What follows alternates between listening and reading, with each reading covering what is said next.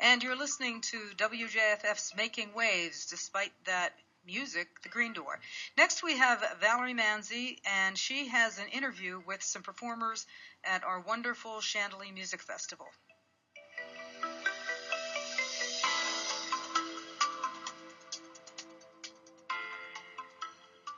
I am at the top of beautiful Shandelee on this gorgeous, gorgeous Saturday morning, and I am here at the Shandelee Music Festival with Daniel Straub, president of the festival, Lana Ivanov, artistic director, Alexander Cobrine, artist in residence, performer, and internationally renowned pianist, Helen Shen, student, and Alan Yua, student. Welcome to all of you. This is a very special year, a celebratory year for the Shandelee Music Festival. They are in partnership with the Center for the Arts at Bethel Woods. And Daniel, can you tell us a little bit about this partnership and about this 20th anniversary season? Yes, it was wonderful to be able to collaborate with Bethel Woods Performing Arts. It allowed us to expand our concert season by 1 week prior to our regular season here in Shandelee, and we were able to present outstanding young artists. 2 were alumni of our festival, and 1 has been accepted to participate in this year's festival. We also presented an earlier concert in the spring where we brought the American Boy Choir from Princeton to do a choral afternoon at Bethel Woods. Next, we will go to Alexander Cobrine, who is a internationally recognized concert pianist and is an artist in residence here at Shandelee, who is teaching private classes and master classes. And Alexander, I heard your beautiful music last week, and I want to thank you very, very much for it. You split your time between concerts worldwide and teaching, and I heard we'll be teaching at NYU this fall. Why? What is the impetus to do that? Well, first of all, I would like to thank everybody who's involved in this festival, because it's indeed a great place to be and a great festival. And of course, as you can see around, it's absolutely gorgeous, beautiful view. And it's amazing that people of such caliber can bring this festival here and bring young, talented kids to participate. I think it's very important. Why? Well, because it's in a way, it's a great escape from our everyday reality and routine, and I think it's a perfect place just to enjoy the art, music, and to relax and get inspired by nature. And it's just amazing. It's very rare. And what does the teaching do for you as an artist? Well, I think teaching is very important, at least for me, because I've been teaching already for the past 10 years, actually. I started quite early, and I always felt that teaching helps myself to understand better how to explain the intuition.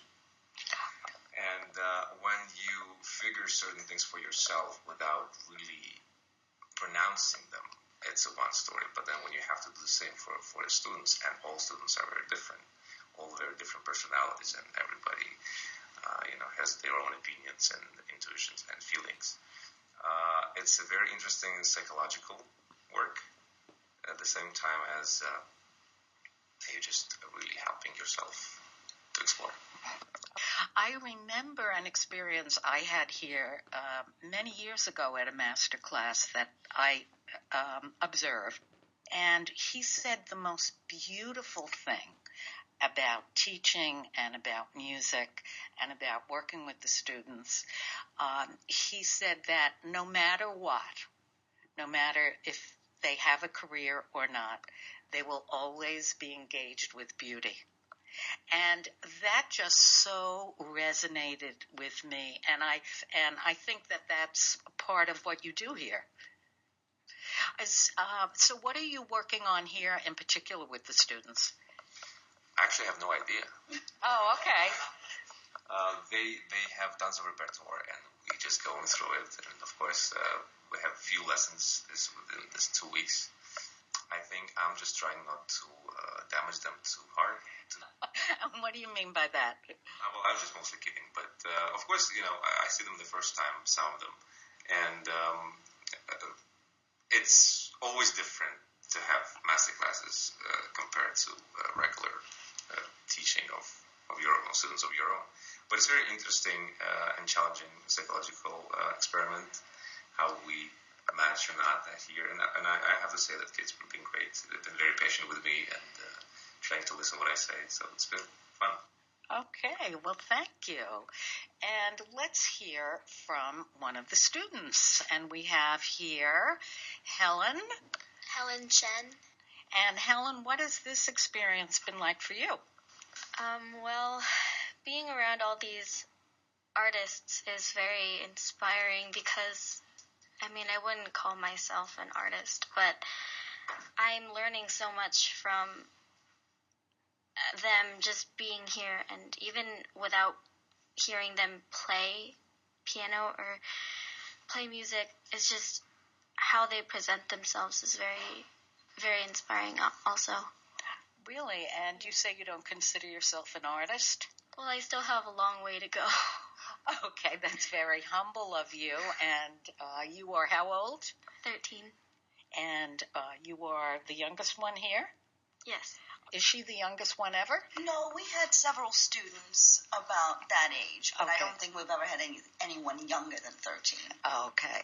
And we also have Alan Yue.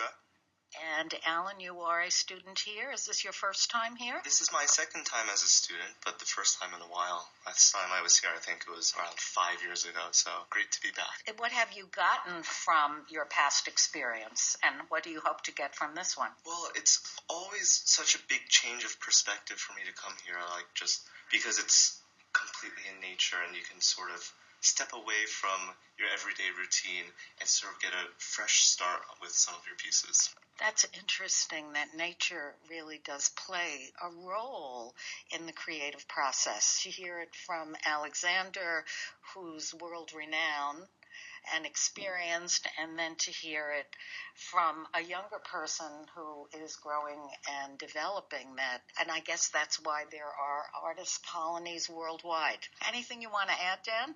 Well, it's really thrilling for me to hear this because when we first built the practice cabins, the beauty of the nature played a big role in where we placed the cabins, how far apart the cabins were, so that the students could feel like they were immersed in nature and the natural beauty of the forest and the ponds and all of that. So it's exciting to hear that it plays a role in their participation. It's inspiring to hear that as a person who loves nature herself, how man and nature can be a complement to each other. Alana? Well, for me personally, this being 20th year, made me really reflect and think back on the years and the concerts and the artists that the festival has presented over the years, and some of the most incredible music that we have heard. Also seeing a lot of our students grow.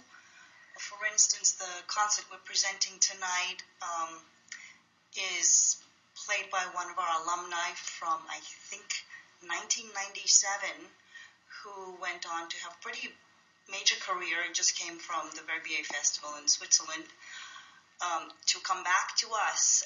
And speaking with him last night and reflecting on all the years that we have been apart and together and spoken, lots of common friends, it really makes me feel of this place as something very special, sort of a common denominator between life and music and friends, and also to know that we built this with our own two hands.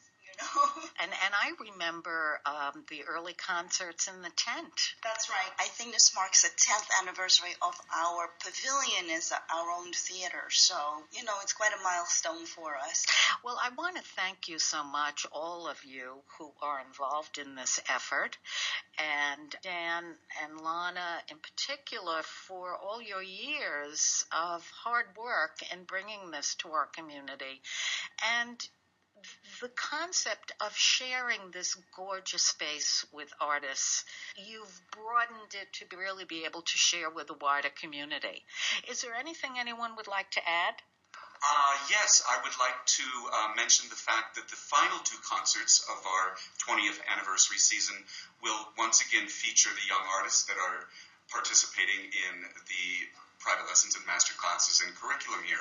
They are always very, very exciting concerts, and they're coming up on Thursday, August 15th at 8 p.m. and Saturday, August 17th at 3 p.m. And the students is what this festival is all about. And so I invite everyone to come and enjoy those two concerts.